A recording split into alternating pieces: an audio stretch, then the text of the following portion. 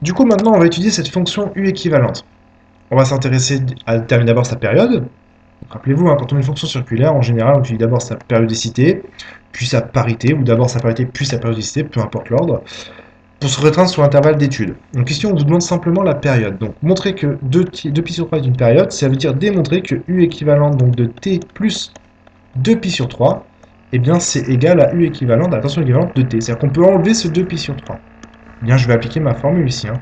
220 racine de 2 cos de 3 fois, donc de 3, et à la place de t, donc je vais écrire t plus 2pi sur 3, t plus 2pi sur 3, hop, moins pi sur 4. J'ai une parenthèse en trop ici, je ne vais pas l'effacer. Du coup, je vais revenir à gauche. Égal. Donc le 220 racine de 2, ça bouge pas. C'est à l'intérieur du cosinus que ça va se passer. C'est dans le cosinus ou le sinus que votre période va pouvoir sortir. Il faudra faire apparaître un 2pi. Donc je vais développer ce 3 ici. Vous allez avoir 3 fois t, et vous aurez 3 fois 2pi sur 3. Et ce 3 fois 2pi sur 3 va pouvoir se simplifier. Donc ça va me donner cos. 3 fois t, ça fait 3t.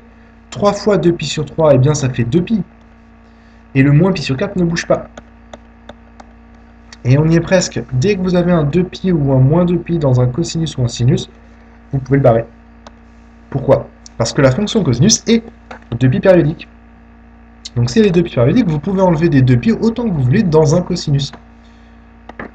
Du coup, finalement, vous arrivez à 220 racine de 2 cosinus, 3t moins pi sur 4. Et ça, c'est la formule de la tension équivalente, mais juste pour t.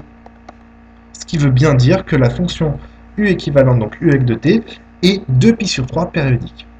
2pi sur 3 est bien une période de la fonction U équivalente, de la tension équivalente. Voilà pour la question petit a. Pour la question 2, pardon. Dans la question 3, maintenant, on va étudier cette fonction. Donc on va dériver cette fonction. L'idée ensuite serait de trouver le signe, par exemple, pour trouver les variations, mais on ne va pas s'intéresser dans cet exercice aux variations. On a un petit peu chanté cette étude de variation parce que ça prenait du temps. Donc on s'intéresse simplement à la recherche des maximums ou minimums, donc des extrémums. Donc pour ça, j'ai quand même besoin de la dérivée. Donc petit 3a, hop, on va la faire ici. Je dois dériver la formule ici que vous avez tout en haut. Donc la tension équivalente, que j'en suis en train d'encadrer en rouge. Vous devez me dériver cette formule. Alors, comment est-ce qu'on dérive ça? Le 220 racine de 2 ne bouge absolument pas. Donc, hop, U' équivalente de t. Là, je peux déjà commencer par réécrire ce 220 racine de 2.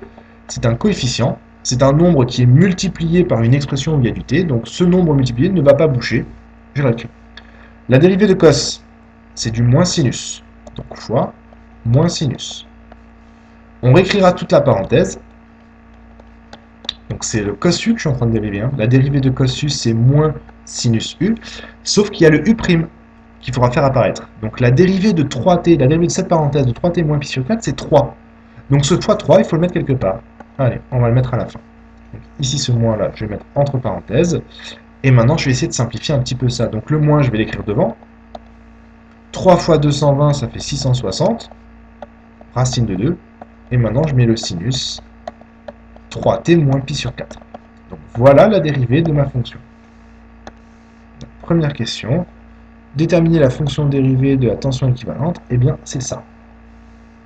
Et je vais fermer la parenthèse pour ça. Du coup, dans la question petit b, on vous demande de montrer que résoudre l'équation U' égale 0, donc ça égale 0, ça revient à résoudre l'équation sinus 3t moins pi sur 4 égale 0. Donc c'est ce morceau-là qu'on a trouvé. Alors pourquoi ça revient à ça? Parce que devant, vous avez un réel qui est différent de 0. Si ça c'est égal à 0, c'est sûr que ce truc-là, on peut l'enlever, il ne sert à rien. Si vous mettez un égal 0 ici, vous pouvez enlever ça, moins 660 racine de 2, en divisant simplement. Et vous vous retrouverez à sinus 3t moins pi sur 4 égale 0. Donc c'est ce qu'on va faire. Donc voilà pourquoi on se ramène à cette équation. Et c'est ce qu'on va attaquer. Donc hop, page suivante. Je vais chercher à résoudre l'équation sinus 3t moins pi sur 4 égale 0. C'est une équation trigonométrique du type sinus θ égale 0, et ça, on va simplement appliquer le cours. Alors, 0 c'est en fait sinus 0, et vous avez vu dans le cours que lorsque vous avez deux sinus, sinus A égale sinus B, et il y a deux cas. Premier cas, eh bien soit 3t moins pi sur 4, donc A égale B, tout simplement. Donc ici ce serait égal 0. N'oubliez pas le 2 pi, parce qu'il y a une infinité de solutions à ce type d'équation. Il y en a vraiment beaucoup. Donc le 2 pi, vous devez le mettre. Si vous mettez juste égal 0, vous ne trouverez qu'une seule solution. Or, il y en a une infinité de solutions. Deuxième cas, eh bien ce serait a égale pi moins b. Du coup ici 3t moins pi sur 4 égale, donc ce serait pi moins 0, puisqu'ici le b c'est 0, donc je vais juste mettre pi, hein, plus 2k pi. Et là l'idée c'est d'avoir le t tout seul, donc je vais résoudre chacune de ces équations pour trouver la valeur de t. Donc je vais passer le pi sur 4 de l'autre côté, je vais trouver 3t égale pi sur 4 plus 2k pi, mon 2k pi ne bouge pas. Puis ensuite je vais diviser par 3. Donc pi sur 4 divisé par 3 ça fait pi sur 12, plus 2k pi sur 3. Voilà mon premier ensemble de solutions, mais il y en a un deuxième, ici. Il faut le faire. Donc je passe le pi sur 4 de l'autre côté. Donc ça fait 3t égale pi plus pi sur 4, hop, plus 2k pi. Du coup, je vais diviser par 3. Et d'un coup, je vais aussi calculer ça. Pi plus pi sur 4, ça fait 5 pi sur 4. C'est 4 sur 4. 4 plus 1, 5. 5 pi sur 4. Divisé par 3, 5 pi sur 12. Plus, donc toujours mon 2k pi, là, hein, divisé par 3, donc 2k pi sur 3. Ok. Donc ça, c'est la résolution de l'équation, ici au départ, sinus 3t moins pi sur 4 égale 0. C'est pas tout à fait ce qu'on me demande. On me demande de trouver les solutions de l'équation dans l'intervalle 0 de pi sur 3. Donc je ne vais pas prendre toutes mes solutions. Ce que je viens d'encadrer en rouge, j'en ai une infinité des réponses. Je vais prendre seulement celles qui sont dans l'intervalle 0 de pi sur 3. Eh bien, il suffit de remplacer le k par quelques valeurs pour trouver lesquelles sont dans l'intervalle 0 de pi sur 3. On y va.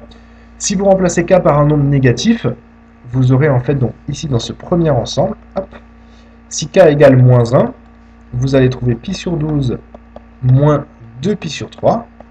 En faisant x4 en haut et en bas, vous allez trouver moins 7 pi sur 12, qui est négatif. Donc il n'est pas dans l'intervalle 0 de pi sur 3. Donc celle-là, je n'en veux pas.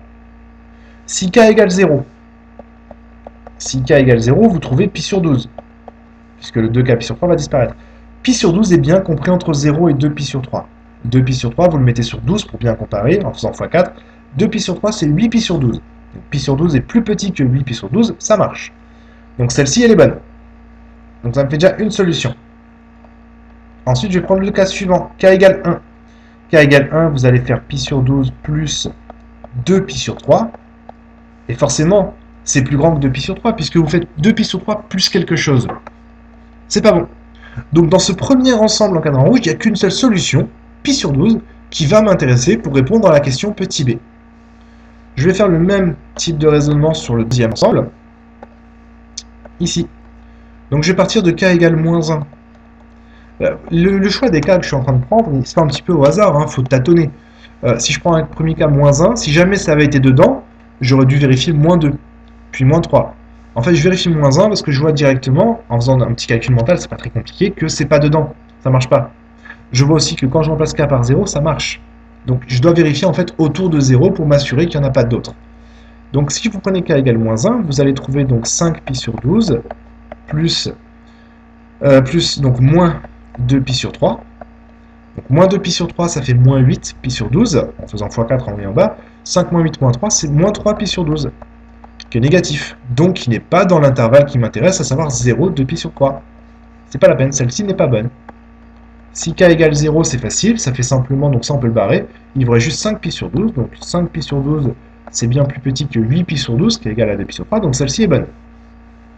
C'est une deuxième solution qu'il faut répondre, qui va me permettre de répondre à la question petit b. Est-ce que c'est fini? J'en sais rien, il faut que je calcule la suivante, k égale 1. Pour k égale 1, vous avez 5 pi sur 12 plus 2 pi sur 3. Alors, je vous rappelle qu'on doit être dans 0, 2 pi sur 3. Donc, si vous faites 2 pi sur 3 plus 5 pi sur 12, forcément, c'est plus grand que 2 pi sur 3. Ça, c'est plus grand que 2 pi sur 3. Donc, ça n'est pas dans l'intervalle. Ça, c'est pas bon.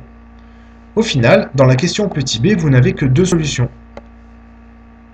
Pour la question petit b, il n'y avait que deux solutions, deux valeurs possibles, pi sur 12 et 5 pi sur 12, qui sont en fait les deux premières valeurs.